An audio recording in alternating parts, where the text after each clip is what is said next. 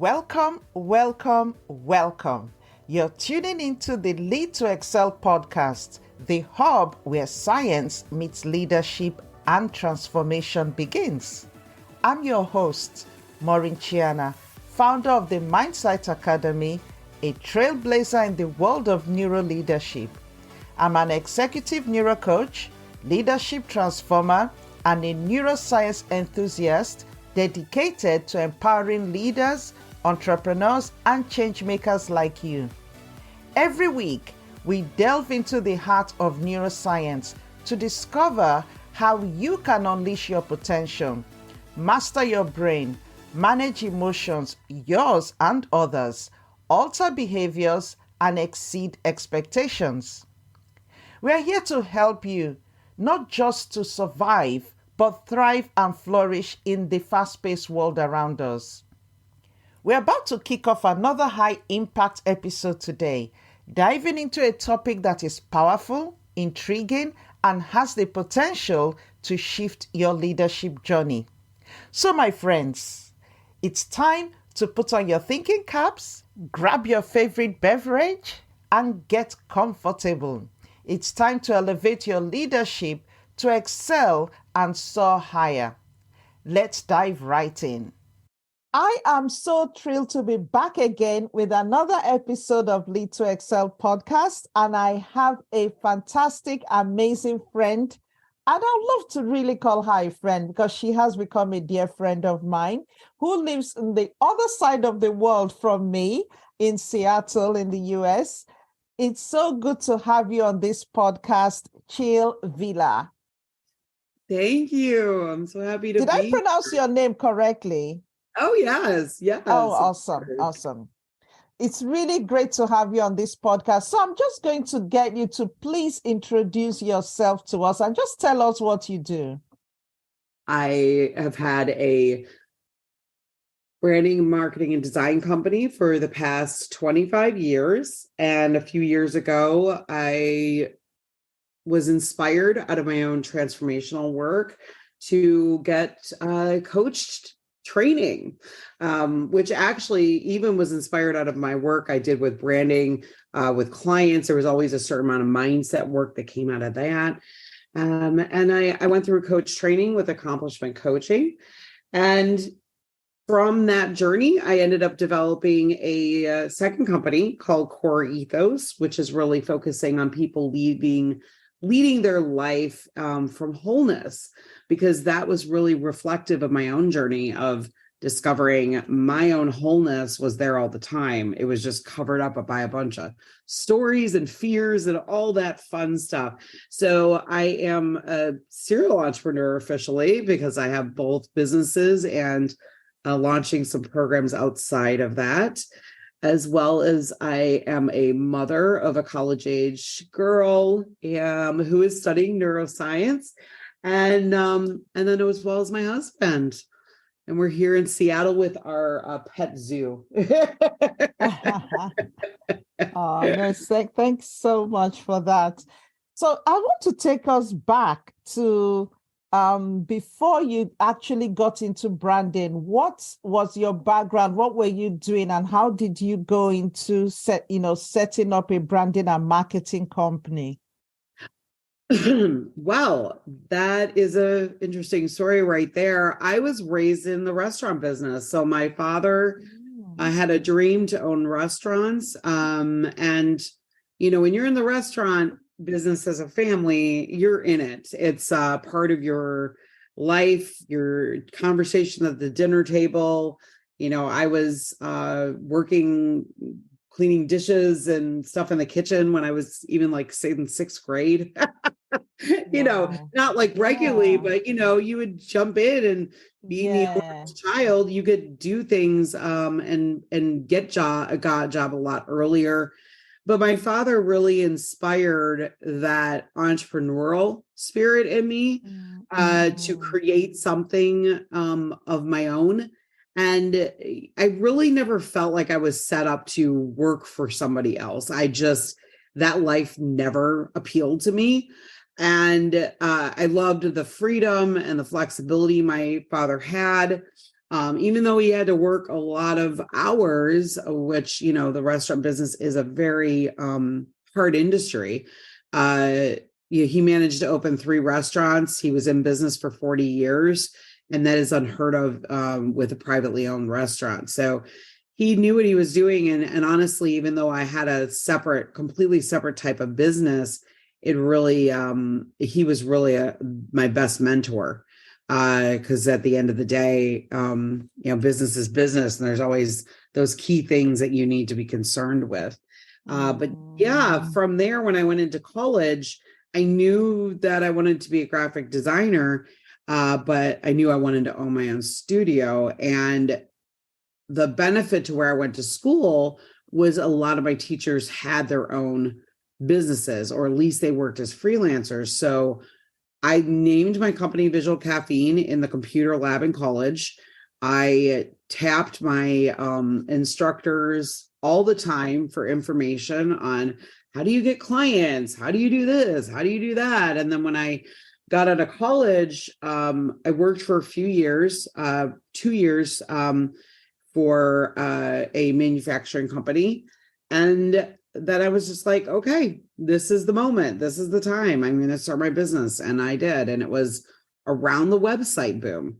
And that ended up being a majority of my initial business. Was I knew how to build websites that weren't hideous. And this is 1998. So, the initial websites were quite hideous. But that With was HTML. Yes, with HTML, and I coded them all. And that was actually self-taught. I never learned how to do that in school. I just was an artist, but also was a bit of a nerd with coding. So it was an easy thing to pick up. And, but I would design people's brands and design their websites. That was how my business started out. And I was able to get a lot of business due to the fact that websites were not something that was, everybody knew how to do well. So yeah, it was a good timing as well. Yeah, I think that is so much. And I think this is where, I think when we got talking, we saw a lot of parallels in our lives, because I was a web designer around that same time as well. Yes. I was using HTML, then to code and build websites. So yeah, that's you saying that brought a lot of memories back. But Cheale, I want to kind of go back. So your dad was into the restaurant business, which he did for over 40 years. Why didn't you go into the same business? Oh, well, that is something. I think before you answer, why didn't you go into the same business, and how did you actually get out of it? Because most times in businesses like that, the expectation is that you would just automatically go into it. So how did you manage that? That has to do with my father being an amazing man, and he was raised by an amazing man. My grandfather was an entrepreneur as well, and he was in the canning business. And I asked my father when I was young, like, why didn't he end up going into the same business? Why didn't he take over his, grandpa's business? And he told me, like I tell you and your sister, I want you to live your own dreams. And my father told me the same thing. So there was never an expectation. And actually, he even told us that even if we wanted to, he wouldn't let us, because he would never want that to be, there be kind of this hidden drive to like want to please him or something by taking it over. So yeah, we weren't even allowed to. It was, you need to find your own dream, build your own dream. And yeah, that is something I'm really grateful for, because I do know that like that is the thing. People have the family business, and that's what you're kind of, I use this term loosely, but you're kind of imprisoned by. Absolutely. And yeah, that did not happen for me, nor did it happen for my father. And I'm grateful for my grandfather as well. They're all about our kids having our own dreams. And I think that we need to do that for our children. I mean, True. and True. it doesn't even have to be entrepreneurship. People do that with their children and like, oh, you got to be a lawyer like everybody else. And yeah, that kind Yes. of thing. Yes. Yeah, Yeah. it I goes. I I know that a lot, being African as well.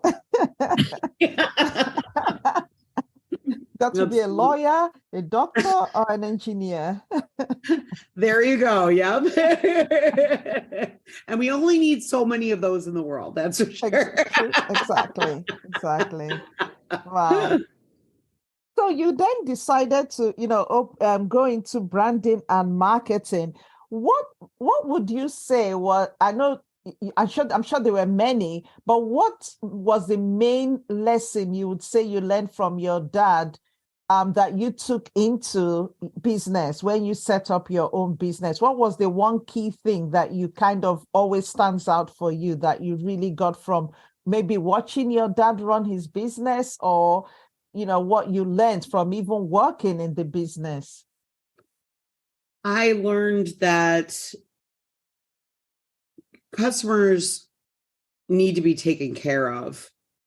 They're a priority. They're the reason you're in business, but that the element that many businesses don't take into account is that to take care of your customers, you need to take care of your staff. Oh, wow. And Yes. that is something that my father did very well. And I mean, he had events every year to celebrate them, to take care of them, to he had, systems of reward and honoring them out of years and loyalty to the company and things like that. My dad was very good at taking care of his people. He always said, by taking care of your people, you're taking care of your customers. And so those values really carry through to people, even if they're not like staff, but they're even contractors. They're people who are taking care of my customers in a way. And I don't try to haggle people or try to undercut them, or I really want them to feel valued in not just a financial way, but in an appreciation way. So gratitude is easier to do with your customers. I will give people that, and you can take a lot of frustration out on your people. But at the end of the day, you got to remember they take care of your customers, and so you really need to honor and take care of them. So that is a big leadership tip there. That is so good. Thank you Thank, for sharing that. thank So in you. terms of you running the business, your branding and marketing business, what actually was the driving force in terms of going into coaching? Why was that? In fact, even from your last answer, I can see a thread coming through. But for you, what was it that really what made you want to get into coaching? I feel like in business, when you're thinking of services or you're thinking of that next product, from even from a marketing perspective, the best place to learn what that product or service is from your customers. And it's not always directly asking them, but it's really paying attention to them.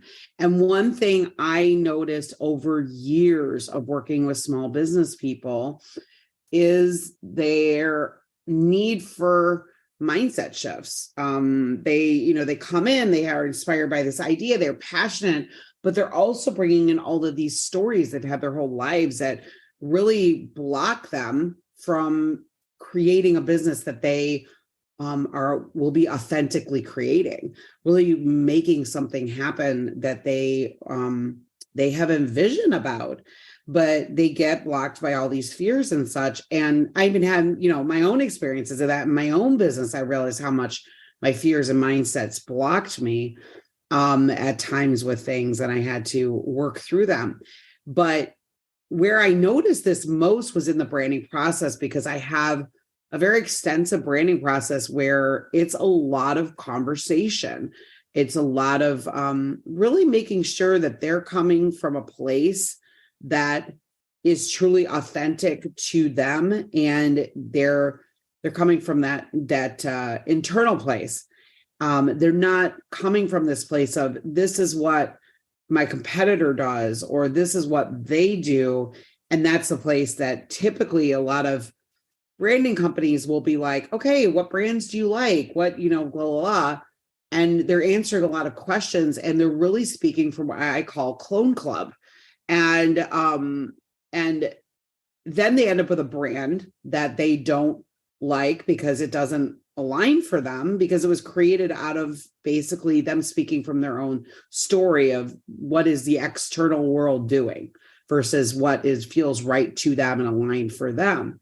But I say this in a long way, my apologies for that, but I say this with saying that is what inspired me, because it wasn't just in the branding that they were being hindered from. It was in the growth of their company. So we did a lot of mindset work through that branding that kind of chipped away at some things to help them move forward in a more powerful way. But then I thought, like, they really have other, a much wider place of growth, of creating new relationships with their survival mechanisms, and that could really help them expand and grow and make their business happen the way they truly want it to. And by seeing that and looking at my customers, that was something that super inspired me, because not only watching it with them, but experiencing it myself, because over years I had coaches on and off, and I noticed like how much, when I got things out of the way, how much my business was able to move forward. And so kind of long story short right there. Yeah, no, but that's interesting. That's what you've explained is really good. I like the way you explained it, because it's so true that a lot of times when people think of branding, branding their business, a lot of branding companies don't actually go that deep. And what you're saying is that you actually get people to truly look inwards quite deep. And that is where a lot of people don't want to do. But doing that actually makes them understand themselves and answer the question about why they truly want to set up a business or even grow the business. So I think that is so powerful and important. You did touch on the fact that you've gone through some fears yourself in terms of running your business. I don't know whether it's maybe when you were growing the business or in the business, but can you give us an example of how, times that you've really been fearful about doing things and how you managed to navigate through that? Yeah. So anyone who knows me knows that I love my clients and I want like so much for them. And I have a real intense passion towards that. But one of the things that would be crippling at times is if, something happened with the client, things didn't go the way I wanted it, thought it was going to go, or, they maybe like something wasn't landing for them. It could be even like things that are not even out of the ordinary. Like obviously not everything is going to land, and that's part of the process. But that intense need to fulfill what the client needs and what was best for them, what's aligned for them, it also had this fear of being rejected, fear of, not being successful in delivering.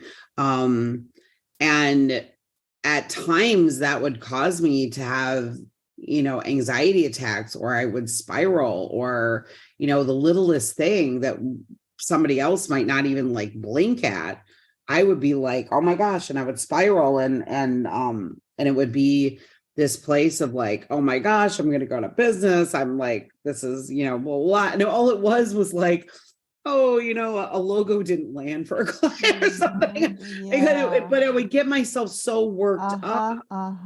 But and that is something that it took a long time for me to have processes of really, peeling a lot of that away. And when I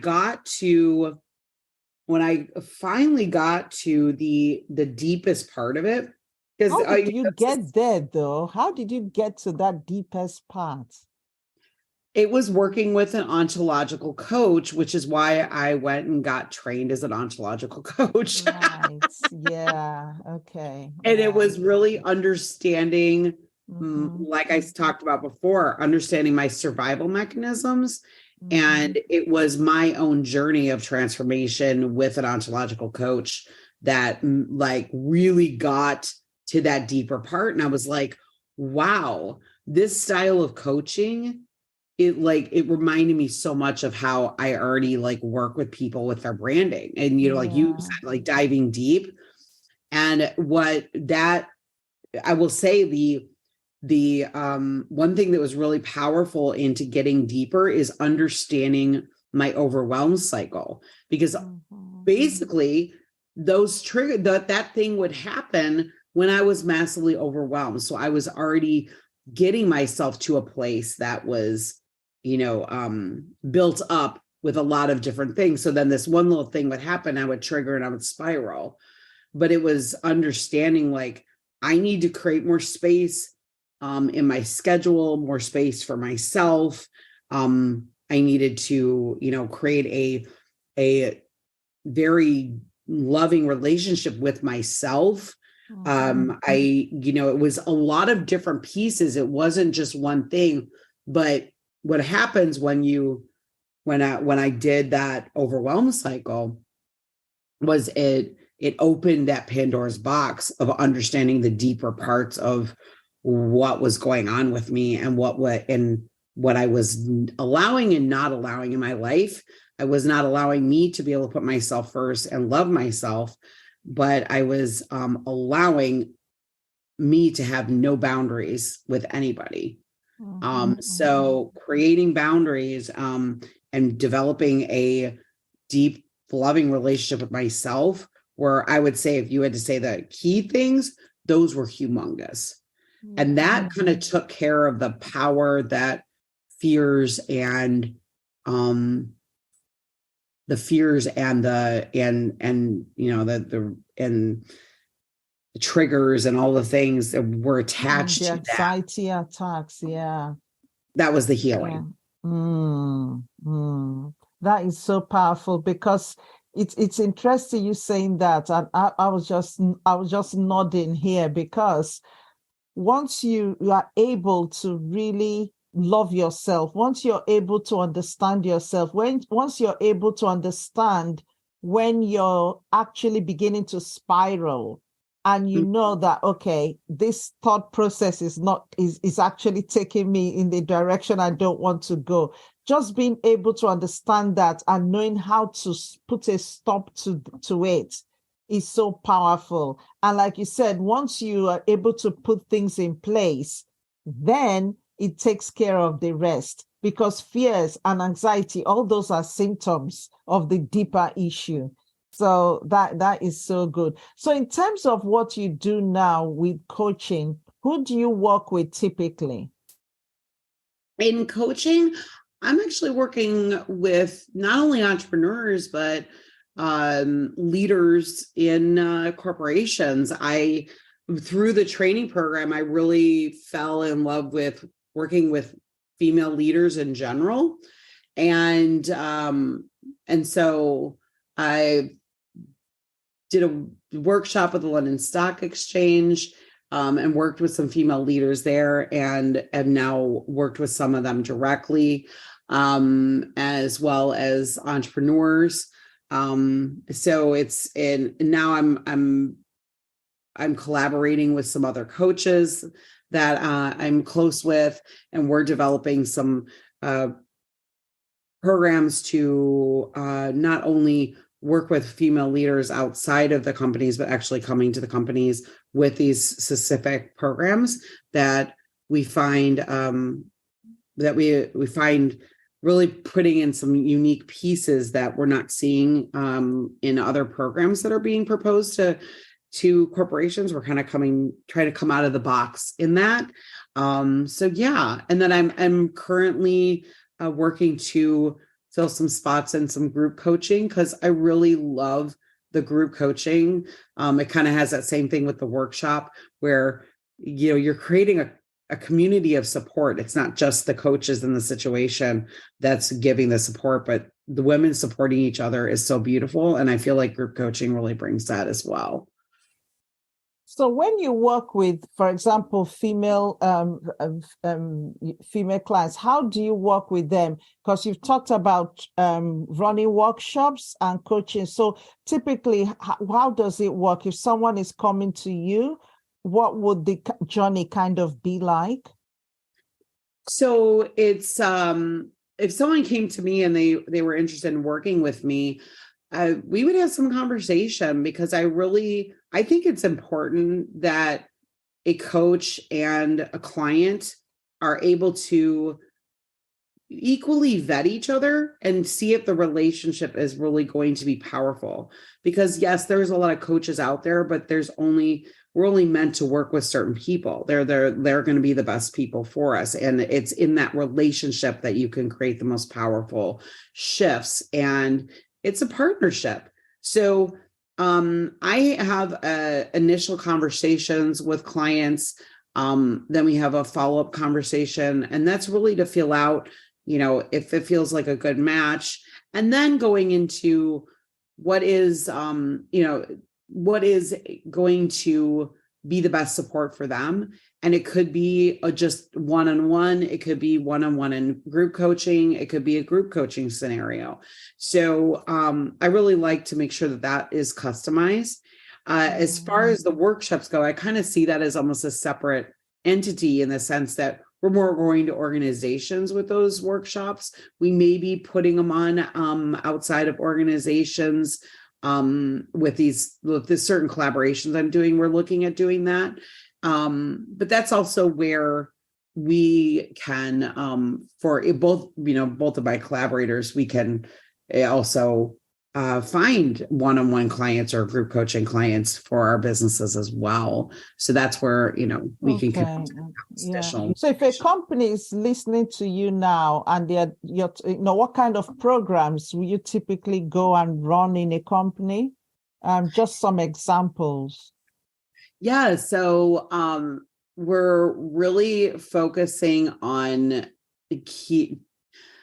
finding ways for leaders to stay out of overwhelm, really breaking some of those cycles, making sure that they are able to.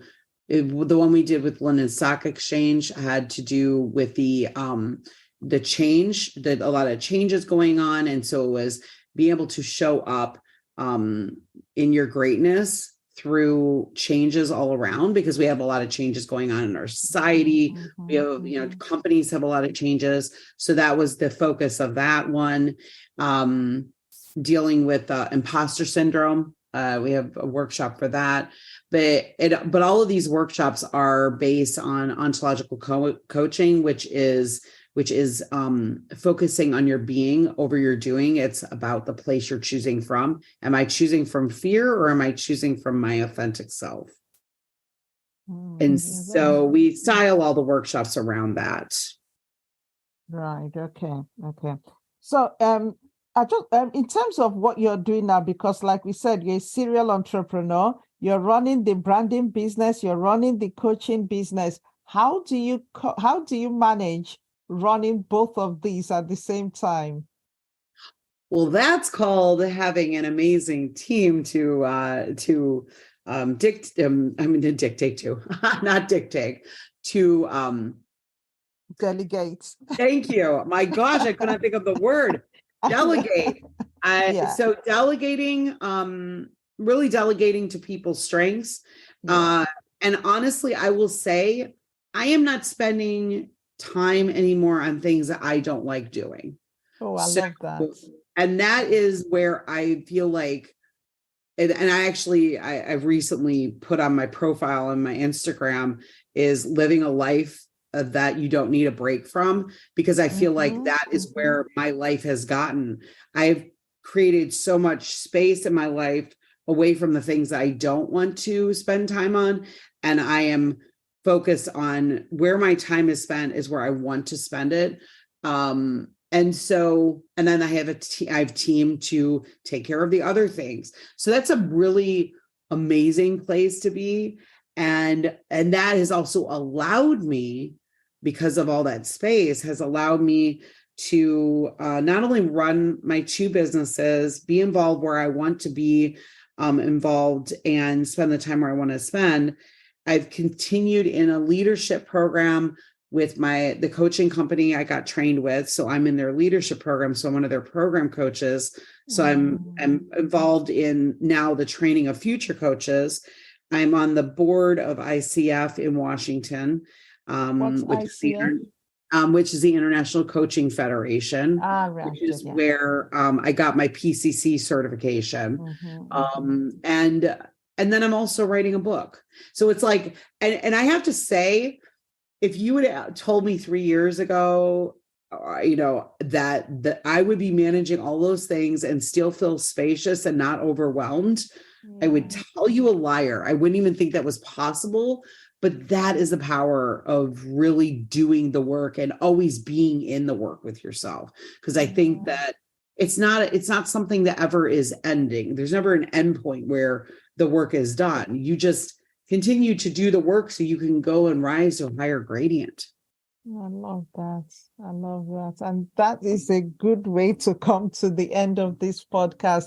So, to round this up, I know what you just said at the end is so powerful, but is there any other word of wisdom that you want to give our listeners to take away, that they can take away as well? Because you've given so much, you've given so many tips, but is there anything else that you want to tell us? I would say one of the biggest indicators, I think, and I could be wrong, is that we have stuff standing in our way, is if we are afraid to take up space in the world. That right there is an indicator that you're being held back from your greatness. So how would someone that feels that or is in that situation, how would they take up that space? What can they do to take up that space? To me, that is the place that you go is to that self-love, that falling in love with yourself, because at the end of the day, it doesn't matter what fears you have, what survival mechanisms you have. You are whole, you are enough, and you were perfectly created for a purpose in this world. And you can either choose the path of going towards that purpose, or you can choose to stay comfortable. And I know this sounds weird, comfortable in your fears and survival mechanisms, but that is where we sit most of our lives. We stay comfortable in that.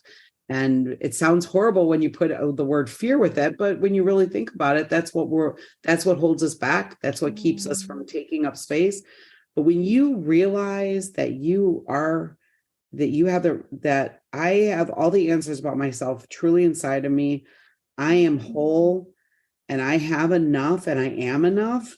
When you realize that, taking space up in the world is not a problem. You are no longer worry about what the external world thinks.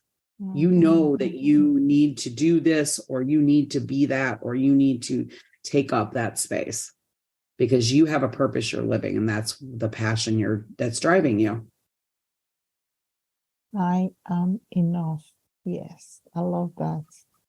I am enough. And there's something else that you said that I just want to emphasize: choice. We choose, so we are I always say that it's our responsibility. It's a responsibility to choose. And whichever way we decide to go, will, the results, will come from there. So the results are really coming from the decisions we make, the choices we make. I love Yes. that. Yeah. Yeah, Oh, wow. because unfortunately we choose usually the fear. We choose Yes. stories. Yeah. Yeah. And Because it's I will say easier. that I've had that moment. I've had those moments. I'm sorry, I interrupted you. No, no, no, I go on. literally, I was just gonna say, I've had that moment. I've had many of those moments where I became, because of the work I've been doing on myself, I became so aware of that choice that, okay, where I'm at right now is I'm actually choosing to listen to a story that was a lie told to me many years ago that has stuck with me or was protecting me for some reason back when I was a kid. I'm so aware of me choosing that story and going, wait a minute, no, I'm going to choose this instead. And how powerful that is to get to that self-awareness and know that you are literally making that choice. Because right now most people are in a numb state where they think that this is just the way life is. That's right. Yeah. Yeah. And you see, I know we're kind of just continuing, but I think this is so important because you see, that choice, deciding what you want to do comes back to what you said originally, loving yourself. Because when you love yourself, you want to make the right choice and the best choice for yourself. And that best choice is not sitting in fear and worry and, allowing the negative untrue stories that you've been telling yourself or that you were told. They're not true. That they're not, that they're actually false, but you choose to sit in them and believe them. And I think the self-love is now making that decision that actually, no, I refuse to believe this. I choose to believe the truth. And that is that, I am enough. Mm-hmm. I am enough. Oh, wow. Jill, thank you so very much. So Thank it's you. just been a joy listening to you and, you just sharing with us and going deep with us, making us really reflect on ourselves. Thank you so much for coming onto this podcast. Really appreciate you. Oh, thank you for having me. This has been amazing. I love the conversation. So thank you for your amazing questions.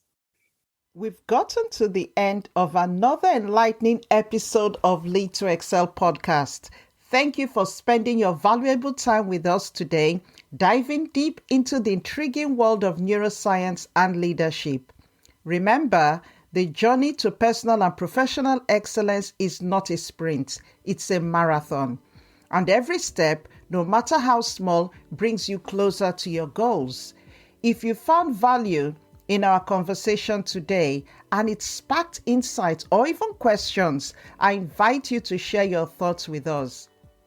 Join our community on the Mindsight Academy.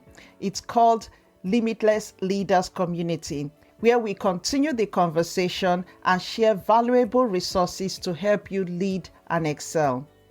Please also consider leaving us a review on Apple Podcasts, Spotify, or wherever you listen to your podcasts.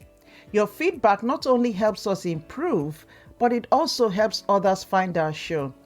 Sharing is caring after all. Lastly, don't forget to hit that subscribe button so you never miss an episode. We have a treasure trove of insights, inspiration, and expert advice coming your way in every episode. And trust me, you won't want to miss a single one. Thank you once again for tuning in. Until next time, this is Maureen Chiana, reminding you to keep exploring, keep learning, and keep leading to excel. Stay safe, stay motivated, and let's live a life of no limitations. Because after all, you are limitless.